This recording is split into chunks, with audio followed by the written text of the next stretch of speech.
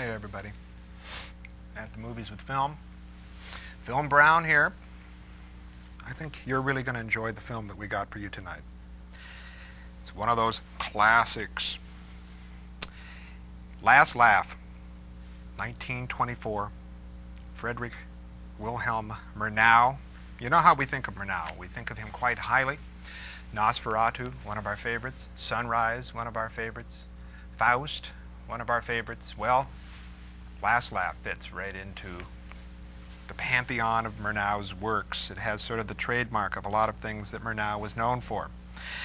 This film is, well, some might argue it's in the German Expressionist style. It has those elements of German Expressionism, and sure, we talked about Nosferatu at one time, a couple years earlier, that Murnau shot that's most clearly and more clearly in the Expressionist movement. But more properly, this film belongs to something called the Kammerspiels. The Kammerspiels, chamber drama, was a tradition that came out of, turn of the century, 1905, thereabouts, Max Reinhardt theatrical tradition. And these films, or these plays, and the films that followed, there were only a small number of Kammerspiel films that were shot, focused upon a small set of characters on a limited number of sets and really dwelled within the world of the psychology of a particular character, for instance, and a psychological crisis.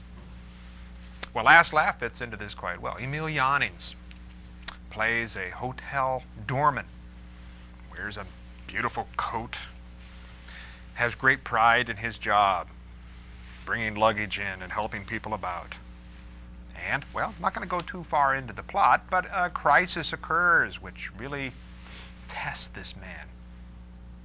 This is not untypical of the Kammerspiel films. And you can see where the Kammerspiel gets its name, that chamber drama. Small setting, right? Small number of characters that we can really focus on and get some intensity upon. Emil Jannings does a fantastic job in this film.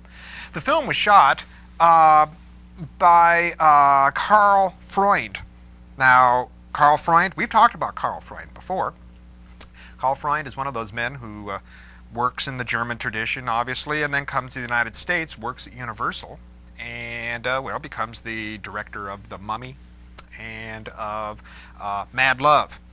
Believe it or not, Karl Freund also is going to end up to be the primary cinematographer on the I Love Lucy show in its original incarnations. It's kind of interesting how some of these cameramen and different personnel end up in a variety of different places. Now, the film was written by Carl Meyer. Now, if you remember our talk about the cabinet of Dr. Caligari, he was one of the primary centerists of that. Now, Carl Meyer seemed to be enamored with the Kammerspiel spiel, if you will. He wrote most of them, and he would come to the United States as well. He would work on Murnau's Sunrise, which is a remarkable film. A little bit of note, you know, we talk about Edgar Ulmer a lot, and you know, we haven't even screened one of his films. Promise you, we will. But he was the assistant director and the production designer of this film as well. Again, Ulmer, one of those, great talents who kind of fell into the wastebasket of Hollywood, unfortunately. But Bluebeard is a remarkable film.